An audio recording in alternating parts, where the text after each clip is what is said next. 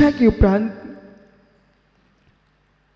जो प्रभु ने उग्र तप किया और केवल निधि को प्राप्त किया, आज का पावन दिन था। कल गुरु शिष्य का मिलन हुआ। गुरु पूर्णिमा को आज योग्य पात्र को देख करके, योग्य पात्रता को प्रभु ने बुद्धिपूर्वक नहीं देखा, प्रभु ने कोई इच्छा पूर्वक नहीं देखा। आचार्य भगवंत वीर स्वयं स्वामी लिखते हैं श्री धवला जी में प्रथम पुस्तक में, ऐसी काल लब्धि थी, ऐसी काल लब्धि थी, ऐसी भवितव्यता थी, सहज ही निमित्त की उत्पत्ति होना और कार्य का संपन्न होना। निमित्त तो ज्ञानियों निमित्त ही रहता है, कार्य उपादान में होता है।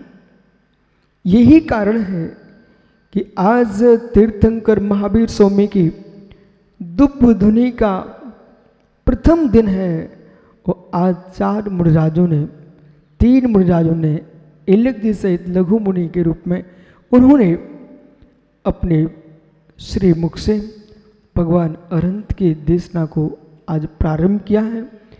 यही मंगल आशीष है, अपने जीवन में मात्र आबिची भाषण का प्रयोग करें। जिन देव ने जो व्याख्यान किया है उस वाणी का ही आगे विस्तार करें, अन्य किसी व्यक्ति की बातों का विस्तार न करें।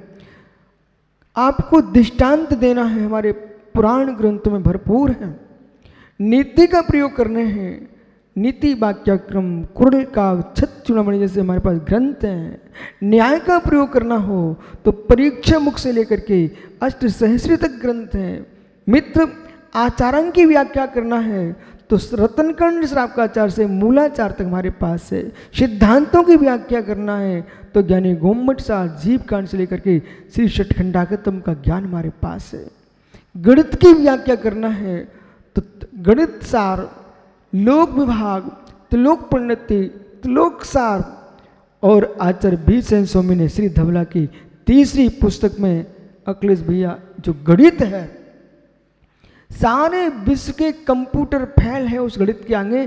कंप्यूटर के पास अंक ही नहीं है। जो हमारे गणित की व्याख्या है, जो कंप्यूटर के पास गणित है वो लौकिक गणित है। जिनागम में जो गणित है वो अलौकिक गणित है। सारी विधाएं हमारे पास हैं, भूगोल, खगोल, ज्योतिष सब कुछ है। इसलिए ज्ञानियों, किसी ने बेटे को जन्म दिया है, उसका उद्देश्य दूसरे के घर की रक्षा, की संपत्ति की रक्षा का भाव नहीं रहता है, अपनी संपत्ति की रक्षा का भाव रहता है। शिष्य का जन्म ही शास्त्रा की वाणी को सुरक्षित करना होता है। इसलिए आपको जिन शासन में दीक्षित किया गया है तो मात्र इसलिए किया गया है तुम अरहंत के शासन को ही दृढ़ करना, दूसरे के शासन की दृढ़ता के लिए आपका जन्म नहीं हुआ है। चक्रिस बराबर। इसलिए ज्ञानियों, यही मंगल आशीष है अपने जीवन में आपके मुख से जिन वाणी बिखरती रहे और शेष काल में मौन बरतता रहे। जितना मौन का वर्तन करेगा साधु, उतना सत्य सत्य भूतार्थ ज्ञान का उद्घाटित करेगा। और जितना साधक बात करेगा, व्यर्थ में बकबात करेगा, मोखरी का प्रयोग करेगा, उतनी भाषा में सौष्ठव नहीं आ सकेगा। दूसरा पर्व तपस्वियों का है। मुनि आराध्य सागर जी उज्जैन में तप साधना कर रहे हैं। अनुत्तर सागर जी वैशाली में कर रहे हैं। प्रणुज सागर जी ने 8 उपास किए, सौरभ भाई ने 8 उपास किए, महेंद्र भाई ने 8 उपास किए। इन सारे तपस्वियों की मैं भी अनुमोदना करता हूँ कि ये भी तपस्या करके, उग्र तपस साधना करके निर्दोष, निर्विकल्प, अपेत केत भाव से अपनी साधना में तल्लीन रहें। और यही साधना उनके मोक्ष मार्ग को प्रदान करेगी, क्योंकि जो तप में सूर हैं वे महासूर हैं। भगवान परम अहिंसा की व्याख्या कर रहे हैं, लेकिन जिन्होंने उपवास नहीं किए हैं वे भी तपस्या कर रहे हैं। अंतरंग तप, बहिरंग तप, दो तप हैं। ये छोटे छोटे ब्रह्मचारी और छोटे छोटे मुनिराज सब ज्ञान ध्यान में लीन हैं। मेरे मित्र, ये स्वाध्याय तप तप रहे हैं। आपका स्वाध्याय तप भी नियम से अपेत केतवा भाव से कर रहे हो, तुमको केवल ज्ञान प्राप्त कराएगा।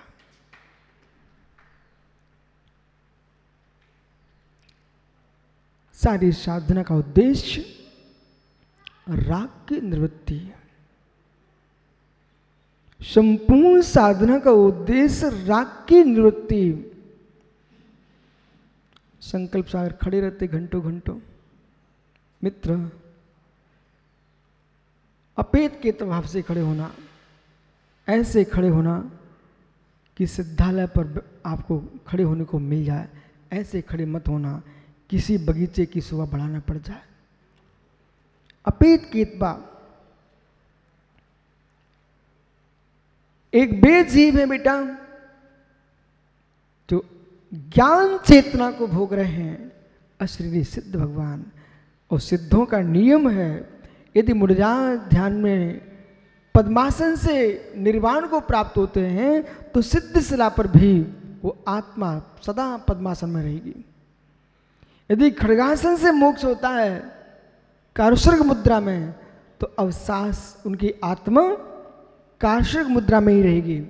इसलिए ज्ञानी ऐसे साधना करना विकल्प शून्य होकर के कि हम ज्ञान चेतनाधारी आत्माओं के बीच में खड़े हों, कर्म फल चेतना भूलने वाले स्थावर वृक्षों के बीच में खड़े ना हों। ऐसा प्रशस्त प्रणाम।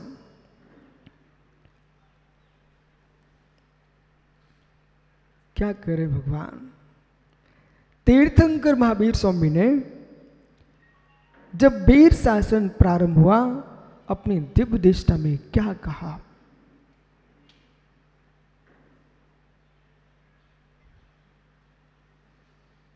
वो क्या धारा होगी,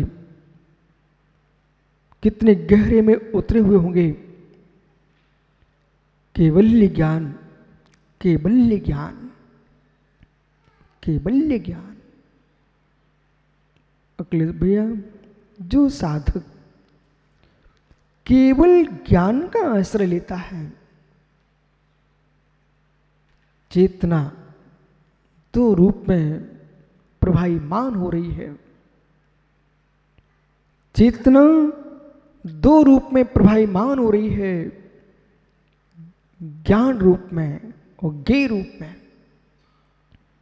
चेतना दो रूप प्रभायमान हो रही है। सभी तटस्थ हो जाइए, अपने मूल विषय की ओर आइए। अब चेतना दो प्रकार से बह रही है, ज्ञान रूप में, ज्ञेय रूप में।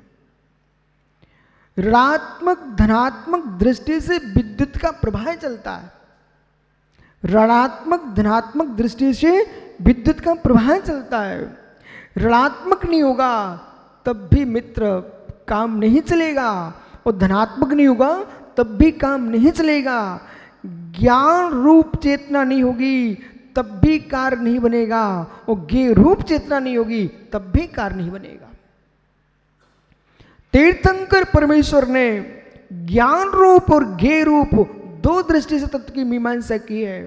संदीप भाई सुनिए। भट्ट अकलंक स्वामी ने राजवार्तिक ग्रंथ में जब यूं कहा, घट है स्वात्मा, घट है स्वात्मा, सारे विषयों को गौण करके अब सुनना। बिल्कुल तीर्थंकर की मूल देशना क्या थी। घट है स्वात्मा, घट है प्रात्मा। चक्रेश, घट एक द्रव्य है। घट अपने वर्ण की अपेक्षा से घट अपने आकार की अपेक्षा से, घट अपने अर्थ क्रियाकर्त की अपेक्षा से स्वात्मा, घट घट घटत्व ज्ञेय की दृष्टि से स्वात्मा, सद्भूत में घट स्वात्मा, असत में घट परात्मा। हे मित्र, घट अर्थ की दृष्टि से स्वात्मा, आकार में परात्मा, घट आकार में स्वात्मा, आकार में स्वात्मा, प्राकार में परात्मा। ये सारी व्याख्या के उपरांत एक गहरी व्याख्या है। घट मात्र घट तीर्थंकर परमेश्वर ने अपनी दिव्य देशना में स्याद्भात की शैली से प्रूपण की है। अनेकांत दृष्टि से वस्तु को जाना है, उस स्याद्भात से मुखरित हुए हैं। हे मित्र, वे तीर्थंकर घट को देख रहे हैं। ऋषभ भैया अंदर डूब जाना है। वे परमेश्वर घट को देख रहे हैं, घट को जान रहे हैं, घट को व्याख्यायित कर रहे हैं। अस्ति अस्ति अस्ति घट पदार्थ, घट पदार्थ, चक्रे समझना। घट पदार्थ प्रयोजन, प्रयोजन के अनंतर घट पदार्थ। बोला ध्यान दो, ये विषय ऊंगने का नहीं मित्र। घट पदार्थ, क्योंकि मुझे मालूम है इस सभा में प्रतिबुद्ध लोग और प्रतिबुद्ध जन हैं। अखिलेश भैया, गरिष्ठ नहीं खिलाने से भी आदमी बीमार होता है और गरिष्ठ खिलाने से भी आदमी बीमार होता है। ये दोनों विषय समझना। मुकेश भाई, यदि बालक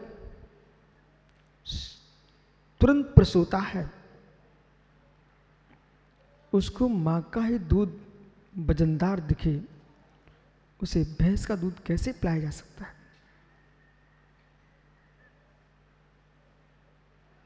उसको तो मां का ही दूध सुपाच्य है। इसके उपरांत गाय का, बकरी का आदि दूध लोग देते हैं। यदि उसको भैंस का दूध पिला दिया निपनिया, मित्र, मां विवेकी नहीं है, शीघ्र बेटे को फूला देखना चाहती है। हे मित्र, उसके प्राण निकाल जाएंगे, देह फूल जाएगी। विवेक होना चाहिए। यदि बालक 16 वर्ष का हो चुका है, किशोर हो गया है, फिर भी सोनू मां कहती बेटे तू मेरे आंचल का ही दूध पिया कर और कुछ नहीं खाना। मां, बेटे की मृत्यु हो जाएगी कुपोषण से।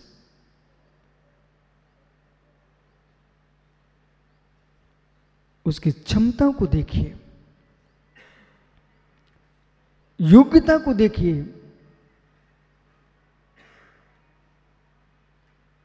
यही श्रुत की धारा है मित्र, धैर्य। यही श्रुत की धारा है, यही श्रुत की धारा है। बालकों के लिए बाल बोधा है। उनको सरल भाषा का प्रयोग करिए। कठिन सुनाओगे तो बालकों को समझ में नहीं आएगा। प्रतिबुद्ध लोग बैठे हुए सभा में और बालकों जैसी बात करोगे तो मित्र, जब 16 वर्ष के बच्चे को माँ का दूध नहीं चाहिए, उसको भैंस का दूध पिलाना चाहिए, गाय का दूध पिलाना चाहिए। जो तत्व से प्रौढ़ हो चुका है उसको तत्व की गहराई में ले जाना चाहिए। कुंद देव का यही आदेश है। जैन भी सख्य मनुजो अणज भाषण पुणा गहेदु ते विभारेण बिना परमत्वोपदेशेण में सक्कम। जैसे अनार्यों को अनार्य की भाषा में ही समझाना पड़ता है, अनार्य को अनार्य की भाषा में समझाएंगे तो उसको समझ में आता है, वो अनार्य को आर्यों की भाषा में समझाएंगे तो उसको समझ में नहीं आता है। फिर भी मिलेच्छों की बस्ती मिलेच्छों की भाषा बोलना पड़ती है। मिलेच्छों की बस्ती में ही मिलेच्छों की भाषा बोलना, ब्राह्मणों की बस्ती में मिलेच्छों की भाषा नहीं बोलना चाहिए। महात्मा यशोधर जी, यतीन्द्र, योगी यतन, बेटा ध्यान दो मैं क्या बोल रहा हूं। अनार्यों के बीच में ही अनार्य भाषा का प्रयोग होता है। विद्वानों के मध्य में अनार्य भाषा का प्रयोग करोगे तो मित्र आप अपनी अनार्यता को बता के आ जाओगे, लेकिन आर्यों की सभा में शोभा को प्राप्त नहीं हो सकेंगे। इसलिए आप तो जीवन में आज वीर शासन जिंदगी संकल्प करो, चारों के चारों प्रवचन जब भी करेंगे कोई जनवाणी का सूत्र जरूर बोलेंगे, चाहे संस्कृत में, चाहे प्राकृत में, चाहे अपभ्रंश में, लेकिन बेटा कोई मूल सिद्धांत का सूत्र जरूर बोलेंगे, करो कारुसर्ग। इसके बाद अपने प्रवचन करते रहना। लेकिन एक कोई गाथा श्लोक आपके प्रवचन में आना चाहिए। ऐसा नहीं कि शुरू से चुटकुले शुरू हुए वो अंतिम चुटकुलों में चला गया। लोग जिनवाणी की स्थिति किसकी करेंगे, चुटकुलों की नहीं होती। इसलिए आपको गाथा सूत्र बोलना ही है। ठीक पंडित जी, घट घट एक वस्तु है। घट वस्तु को देखने के उपरांत